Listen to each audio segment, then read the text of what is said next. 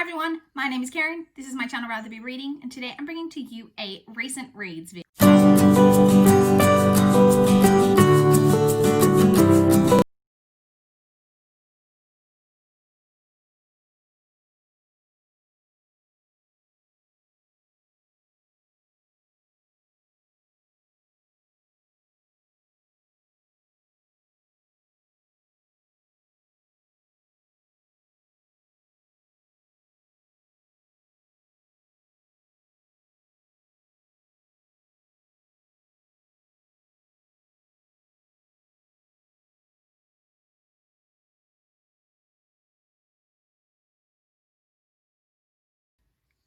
First off, thank you all so much for your well wishes on my last few videos in which I was suffering really badly with a neck problem. I'm much better now. I still have a lot of pain, but my movement is a lot better. I've been seeing my physio and it's been an arduous week, but I am somewhat better than I was last week. So it has been a week since I last checked in for a recent reads.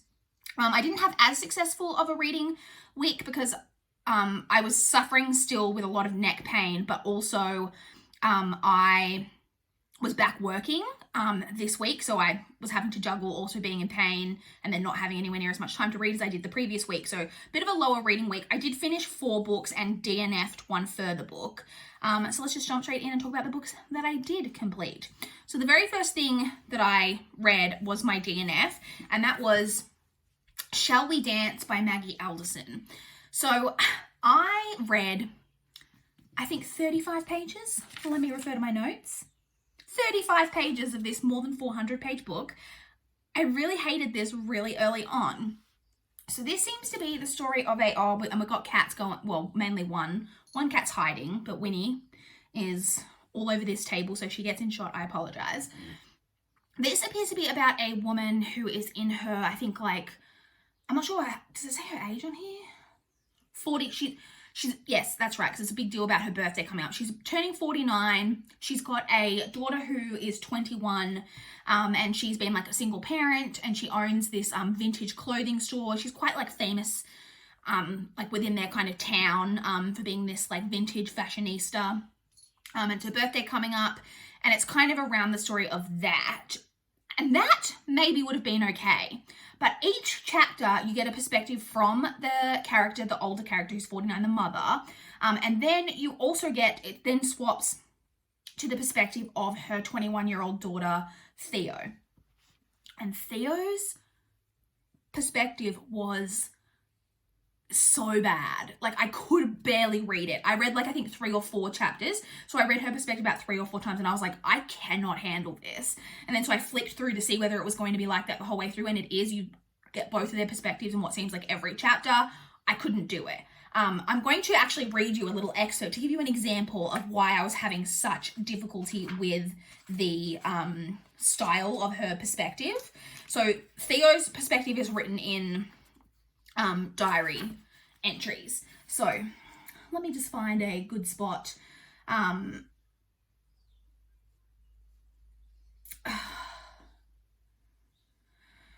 So this is like mid diary entry, but it's like, this is an example. Wanted a boyfriend jacket and other stuff as well, but Zulu Lala, that's what she calls her mum, got all northern on me and said I was lucky to be getting anything, snore, snore, snore, and how she'd been sent up chimneys to earn her crust. Her father sounds like a right old nightmare. Not like I exactly love mine, puke, sick, vomit, but at least he hands over the cash without any fuss. Squeeze that guilt gland. Oh yeah, pay up, daddy dearest nonghead. Lala's still obsessed on her stupid yawny birthday, which is so mad. Who does she think cares how old she is? Think I will buy her that dress buy her that dress I want as her present, ha ha ha, in my size. It's just like that the whole way through, and like this like weird like, what 21-year-old uses the phrase nonghead? It was just really, really terrible. And it was like that all the way through in every bit, like the 3 or 4 times that I read her perspective. It was just really hard to read. And like I said, I presume it was done because I presume that this character is going to have a lot of character growth maybe moving through, but I couldn't care. I wasn't that intrigued by this plot anyway, but I really couldn't handle this, so I ended up DNFing that one. I then picked up The Cutting Season by Attica Locke. This was the one that I replaced as my TBR jar pick. This works for the Around the Year in 52 Books challenge for a underrated like hidden gem book. I bought this book on a whim secondhand one day and I'd never heard of the book or the author. Very recently I have heard a few people talking about Attica Locke on BookTube because Attica Locke is a Black author. I was originally intrigued by this, but I still consider it underrated because I've never really heard anyone talk about it, and it does only have just under 10,000 ratings. Sorry, just over 10,000 ratings, and it was published back in... When was it published? In 2012. So it's been out for quite a while. We've got a Winnie head in shot. Hi, baby. So this, I was originally drawn to this because it's basically about a woman who lives on a plantation. She's like the manager, a Black woman who's the manager of this southern plantation in Louisiana. I'm just trying to make sure you guys don't get like a butthole in shot because nobody wants that. Okay, honey, you're really getting... Yeah, there we go. Get down. Good girl. Lives on she's the manager and of this southern plantation in Louisiana, and it's all about that there is this body that is found, a dead body that is found on the plantation, and obviously that causes a lot of issues. I thought this was going to be more like mystery, and it is kind of a mystery. So this has got pretty low ratings. I think the average rate, I think this actually may have been included in my lowest rated books on my TBR video. It's got a lot of poor ratings. And I think one of the issues, like it touches on a lot of issues. So the plantation that she lives on is obviously steeped in a lot of history of slavery. And there's a lot of issues around that. And then also, in addition to that, part of the plantation, like lands, have been sold or rented off or whatever to this big corporation who is using it to farm sugarcane. But they are employing a lot of undocumented migrant workers, and there's a lot of issues around that. And the woman who's found murdered is one of these undocumented migrant workers. So I felt like the book was kind of trying to deal with a lot of issues, but never really fully like delved into everything the way that like I kind of wanted it to. The mystery itself was also like very like not that engaging. The main character is not super involved in like the solving of the mystery, which is probably a good thing because she's just like sorry about the sun going in and out. We've got really weird weather here today. She's just a lay person. So, and I don't particularly love all the time in thrillers when, you know, an ordinary individual like myself all of a sudden manages to involve himself in every aspect of a police investigation. But it's still... I don't know, it just, like I said, that was kind of on the fringes, and there was lots of things being kind of touched on, but nothing really in depth. And then there were also some unresolved things at the end around kind of the relationships. There were a lot of kind of stuff that was just left kind of hanging that I was like, okay, but what ended up happening with that? Like, it was mentioned and it was kind of a big part of the story, and then we never got any resolution. So I didn't dislike this at all. It just didn't quite, sorry, Winifred is trying to go up behind the tripod. God. But I didn't end up really, really loving it. So in the end, I gave this 3 stars. We have danger of butthole here again. Winnie, you are such a pain in the butt. Yeah, you go down, but stay down then, and don't knock the tripod over. Lord, okay, she's down now. The next book that I read was actually a NetGalley arc, so it was The Cape King by Rosie Chase. So I did receive a digital copy, excuse me, of this in exchange for an honest review. This is one of the books that when I was approved for it on NetGalley, it had already been published. So this was published, I believe, in... I'll put it on the screen. I can't exactly remember the publisher, but it is already out. And it seems like it's not actually a novel. It's more of a novella. It's about 130 pages. And there are 4 or 5 actually in this series. I didn't realize it was the first in a series. And it seems like all of them have kind of been published kind of around the same time. Like it seems like most of the series is already out and available. This is about a woman who gets invited to participate in this baking competition. So there's this guy, and he's kind of like Gordon Ramsay, except like younger and hotter and more like baking rather than cooking. Like he's the cake king. That's what he's known as. He's had these television shows, heaps of success, super rich and famous. And he has devised this competition because his sister is getting married. And his sister's actually getting married to another woman, which is really nice. But he basically derives this competition to find the best baker or whatever to bake her wedding cake. He doesn't want to do it because he'd have to focus on that and wouldn't be able to concentrate on the wedding enough. But he wants to find like an equally as great baker to bake this cake. It's not like a televised, it's not like a reality TV show. It's literally just like him and a couple of his like flunkies or whatever, like running this competition to try find who's going to be the baker. And the main female character is a participant in this competition. This was okay. Because it was a novella, I have a problem with it that I have in a lot of novellas, very kind of surface level, very insta-lovey, like things go from 0 to 100 real quick. I also didn't love how judgy the main female character was towards the male lead.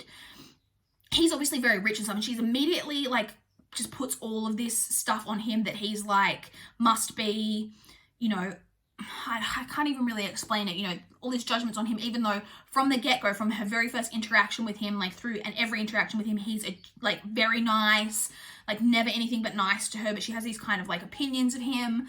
And I will say, well, just a warning, this doesn't bother me at all, but this is very steamy. So if you don't like your books kind of X-rated, then skip this one. There was also a lot of characters. I assume, obviously, because like I said, this is a series and a lot of the books have all come out together. There are a lot of characters, I think, basically following most of the people in this baking competition. And so you get a lot of characters kind of thrown at you, which is a lot in like an only 130-page book. So I didn't hate, like I enjoyed it enough, but it had some issues. In the end, I ended up giving it 3 stars. I then read Save the Date by Morgan Matson. This is the book that I buddy read with Chloe for the Book Buddy-a-thon. So I technically have completed all the challenges for Book Buddy-a-thon now, because the book that I had earmarked for reading a 5-star read of Chloe's was Dream Daughter by Diane Chamberlain. Unfortunately, that book, I didn't get to listen to the audiobook before it got returned to the library. I have put it back on hold, but I don't think it's going to come back in by the end of the month. But I realized that I've Got Your Number by Sophie Kinsella, which I read last week, is also a book that Chloe gave 5 stars, and so that one works for that challenge. So I technically have completed all of the challenges now that I had read this one. So this is YA contemporary. It's about a girl named Charlie, who is the youngest child in this big family. There's 5 kids. She's the baby, you know, so most of her siblings are, there's one who's still in college. One who's in college and the rest are already like out, you know, with adult lives. And she's the one remaining at home with her parents, and her older sister is getting married, and it's the weekend of the wedding. So all of her siblings and everything, everybody's coming back together in the family home. And it's kind of this last hurrah, because the parents, now that she's just finishing up her final year of high school, and so the parents are selling up the family home, and the mother is this famous comic writer. She writes this comic that's actually based around like a fictional version of their family. The comic is about to publish its last ever like edition of the comic. So that's a big deal, and there's like just kind of all of this kind of endings happening, but it's like the family all coming together before this for her sister's wedding. So this is all set around the weekend of the wedding. And it is like about a lot of basically shenanigans. One thing after another goes wrong with the wedding. I quite enjoyed this. To be honest, this is probably my least favorite Morgan Matson, but that is not really saying anything because it's a pretty high bar, because I personally really enjoy Morgan Matson as an author. This one to me is just a lot about family, about growing up and having to kind of let go of those kind of childish idolizations that you have of people and of situations. You know, she's got like, you know, like she has like kind of rose-colored glasses on about a lot of situations. It's about having to accept change. Like she really doesn't want all of these big changes happening in her life, but that's part of growing up. And it's just a lot about that. And I really did like all of that. Morgan Matson, as always, nails all of the relationships and the characters. She does really well with that. The romance in this book is very much back burner, which I think is some of the lower ratings that this one gets of Morgan Matson's. I think that's probably part of the reason, but I didn't mind that, especially because this is set over a weekend. So if there'd been this great romance, it would have felt pretty insta-lovey. But I liked that it was kind of in the background and more just like the hintings and possibilities of things and that type of thing. I ended up quite enjoying this because it's probably my least favorite Morgan Matson, but I did still genuinely really enjoy it. And in the end, I gave this 3.75 stars. That's that. And the final book that I read this week was Pointe by Brandy Colbert. Now, I've got a lot to say about this book because this book is not what I expected at all. So this is one of the books that I needed to read for one of my goals, to read books. I think this one was one that I had marked as to read on Goodreads like a really, really long time ago. I had no real idea what this was about, except that I thought it had something to do with ballet. Sorry, this sun, and I keep knocking my elbow on the table, this sun going in and out is really annoying me, because when the sun is right out, you can probably see that I'm squinting because I can hardly see myself on camera when the sun's that bright. Anyway, I thought this was all just kind of about a girl who was that had something to do with ballet. And the main character is a ballerina. She is very, very focused on her ballet. Like, she's a serious ballerina. She's hoping to be a professional. She's hoping to like audition for like pre-professional programs, all of that. So she's very seriously involved in ballet, but that's really not what the book is about. And so I'm going to tell you what this is about. I'm going to I think that you can derive some of it from the tagline, which I didn't read. Otherwise, I might have realized that this was a bit darker than what I had thought. But I'm not going to reveal anything that kind of happens past the first like 100 pages. But if you want to know like no real details, then maybe skip till I finish talking about this book. So this is about when she was 13, she had a best friend, Donovan, who went missing. And at the top point of this book, 4 years later, when she's now 17, Donovan returns. He's found and he comes back. And that is kind of the catalyst that brings up all of this stuff. And basically what we discover very early. Like I said, I'm not like spoiling all the ending stuff. This is kind of what you can derive from the story. The main character, Theo, whose name is also Theo. I read 2 books with female characters named Theo this week, which is kind of interesting. Theo had a boyfriend when she was 13 who was 18 years old, which is already kind of obviously very much an issue. But she very much has like romanticized that relationship in her mind. It was a boyfriend, she was in love with him, and even though it's made her feel really awful about herself in a lot of ways, there's a lot going on with that. However, the boyfriend disappeared. And she didn't see him for like 2 weeks. He was also very closely involved like in a friendship with Donovan, the boy who ends up going missing. He basically just like disappears off radar. She doesn't know what happened to him. She's really devastated by this breakup or whatever. This is like what said when she's 13. Several weeks following him disappearing is when Donovan all of a sudden goes missing and no one knows what happened to him. So she's got these 2 huge, really like life-changing things that happened to her around that time. And then when Donovan is found, he is found with her boyfriend is the person who had Donovan. And we discover that he wasn't 18. I think at the time when she was 13, he was 26. And that he is the one who had Donovan this whole time. And it's about her trying to decide what to do with that information and how to feel about that information. Because even though we as the reader recognize immediately that that relationship was wrong, even before you knew that he was 26, it was wrong. 18-year-old, 13-year-old, not okay. But it was this great romance, her first boyfriend that she was in love with, and she was so devastated when he disappeared. And Donovan and the boy had come back, and the boyfriend did have this friendship. So she's thinking maybe Donovan went with him willingly. Has he been gone? Like, did they run away like together? Was he actually taken? She doesn't know what to do, and she doesn't know whether to reveal this information. Donovan is not speaking. She's not able to see him or have any contact with him, and so she just really doesn't know what to do. So there's a lot of really heavy subject matter in this.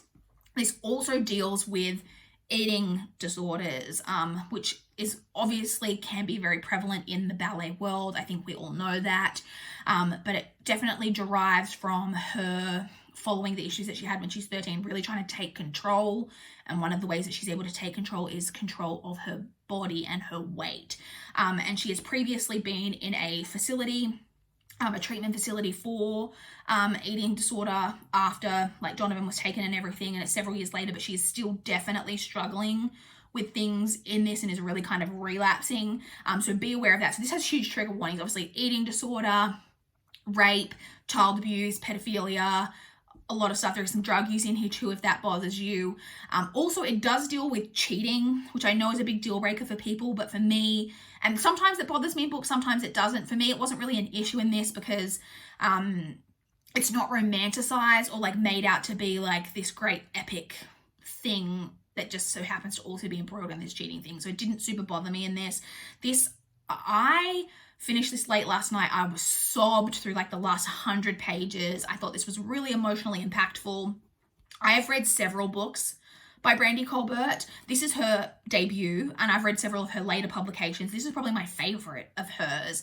I thought it really nailed so many issues, like just how to handle something when you discover that maybe, like, it's kind of issues that reminds me some of the issues in this, I haven't read it, but the synopsis of My Dark Vanessa, realizing that maybe this situation that you have idealized for so long is not what you thought it was, and how do you come to terms with that?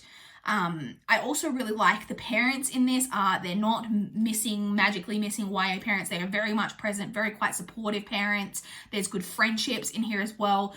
And like the side characters of the friendships are pretty like well fleshed out. They're not in it super a lot, but they're very like well formed, like fleshed out characters. It's also not one of those books. There's like some romance kind of in here, but it's not this type of story where she's entering into this romance and it's fixing everything that's going on around her. That's definitely not what's happening. I thought this was really, really honestly well done.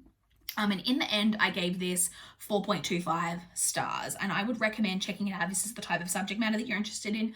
Just be careful, like I said, of those trigger warnings that I mentioned.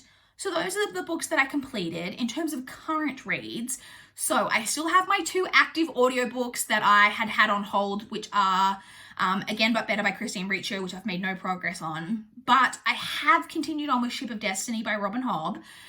That came up next in my reading, and I thought I would get it done. I'm just going to be perfectly honest. I'm struggling with audiobooks lately. Working from home has made me just really distracted with my audiobooks. I just find it's really easy to just end up on Facebook and like watching Facebook videos, like having Facebook videos randomly playing while I'm working rather than just listening to an audiobook. I am going back into the office part-time from next week, so maybe that'll help. But anyway, I did get through another chunk of Ship of Destiny. I'm now 77% of the way through. And I was annoyed at myself that I didn't finish it because the audiobook was going to expire again this weekend, but it had no other holds on it, thank God. So I was able to renew it. So I will be finishing that hopefully in the early part of next week. But I haven't made any progress on Again But Better. In terms of my non-audiobook read, I'm actually not currently reading anything. I think I mentioned I finished this at like 1 a.m. last night, absolutely sobbing my eyes out. But I am going to next be picking up, I didn't bring it in here with me, but I am going to be picking up To Kill a Mockingbird by Harper Lee. This is a reread for me. I have read it, I think, twice before. I read it I'm pretty sure when I was in my like teens or early 20s even. I think maybe in my like late teens. And then I reread it maybe even in like the first month of my channel, or maybe right before I started BookTube, but I haven't read it in quite a few years. It is one of my books that I absolutely love. And that was on my list of rereads for the year. So I'm going to be picking up that today. Hopefully maybe we'll get through a good chunk of that this weekend. But that's it. Those are all of the books that I read and what I'm currently reading. I would love to chat with you guys in the comments down below if you've read any of these books, if you've got any thoughts on them, or if you want to chat about what you guys have been reading. Please like this video if you liked it. Please subscribe if you want to see more from my channel. That is all I have for this video today. Bye guys!